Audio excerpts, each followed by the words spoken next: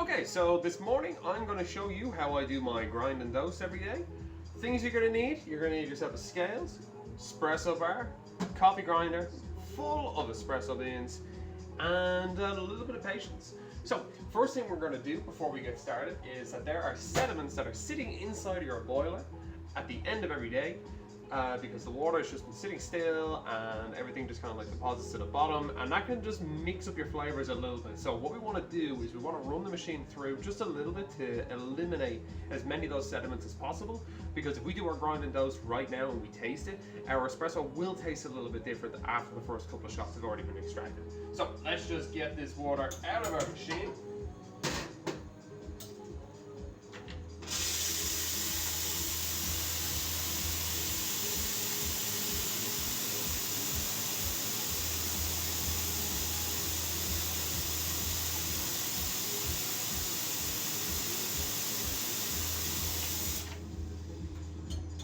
Now, some people will say that it's best to run a couple of liters through your machine. That's probably is the best practice thing to do, but it is kind of wasteful. So we're just going to run a little bit through. Now, next thing we're going to do, we're going to weigh out our portafilter, tear it out to zero, and we're going to take our coffee shot. I have already extracted a shot from this machine, so its throat has been cleared. So this will give me the setting that it's at right now, because when you extract your first shot from this machine, it will be set to exactly how it was at the end of the day yesterday. So if you're beginning the day in a colder cafe or a warmer one as opposed to the end of the day, your shot will be extracting based off of that. So you always want to purge the first shot or two out of your machine to clear its throat to find out exactly what you're set at.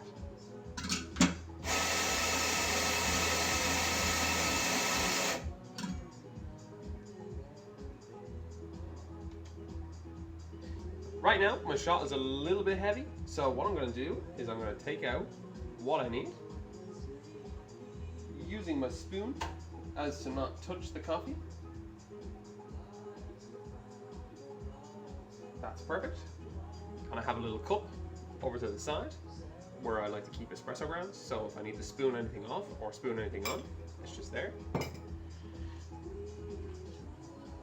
And then we're going to tamp it out.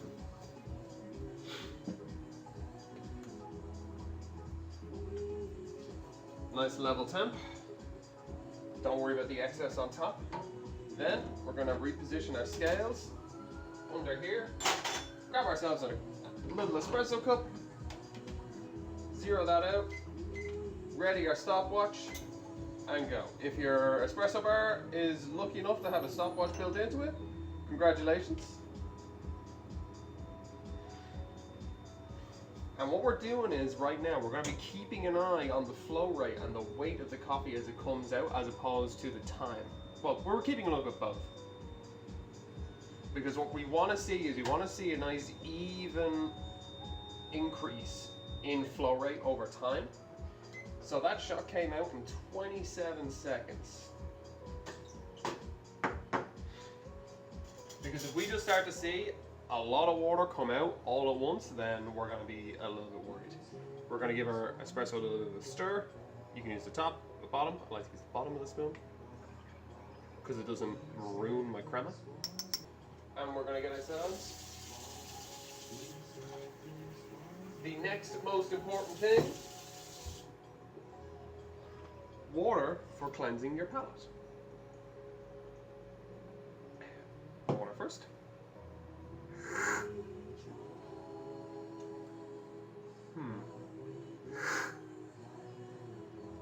Okay, so this is just a little bit sour.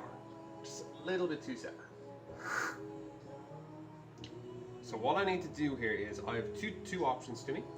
I can either increase the weight of the coffee that's going into my espresso shots, or I can make it finer. If I increase the weight, however, that's going to increase our costs over the course of the day. So what I'm going to do then is I'm going to make the espresso just a hair's breadth finer. And that should solve our issues. So, dump our puck, clean our filter. Give that a rinse to remove any sediments that are in there. And we're going to come at this and make it just a little finer. Just a tiny bit. And every time you make an adjustment based off of your grind size, you want to clear its throat just enough so that you're getting the new grind setting through.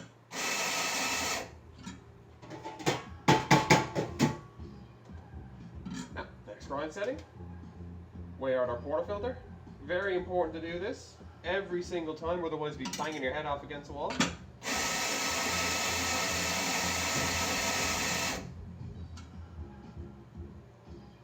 And when you make your grind finer, your amount of coffee that you get from your grinder should weigh less. And in this case, it does weigh less. But we're still needing to remove the excess. There's a bit much.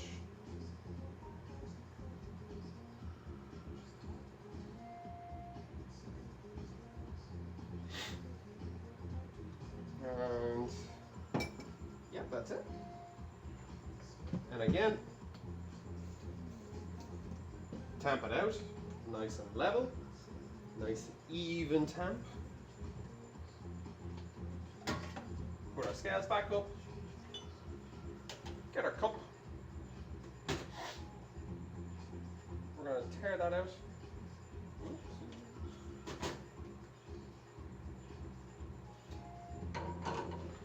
And again, position,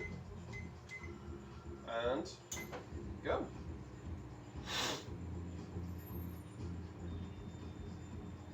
This can actually be a really nice thing to do if you have customers in the cafe with you at the same time, because it actually gives you the opportunity to let them taste the espresso and actually see what you're doing. Because it's one of those things that can show a customer that, like, you have a nice attention to detail. I like that. Okay, so now we got ourselves a 30-second shot. So that's a 3-second increase on our total extraction time. Take our spoon back. Give it another little stir. Cleanse your palate.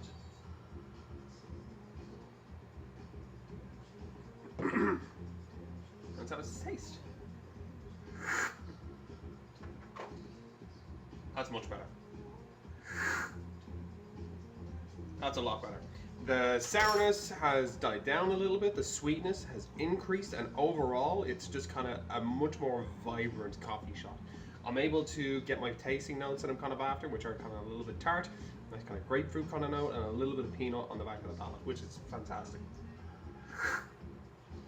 And then that's it. All you need to do then is keep an eye on your timer over the course of the day, timing your shots, and making sure that you're sticking around that timing point of 30 seconds, 28 seconds, 32 seconds, whatever arbitrary number that you've set for yourself based off of your espresso recipe. Deviations of a second are okay. Deviations of like 0.1 of a gram can be acceptable to a certain degree. But yeah, just keep an eye on it, and then every once in a while you can have a taste for yourself, just to make sure that everything's on point. And then that's it. That's how I do my grind and dose in the morning.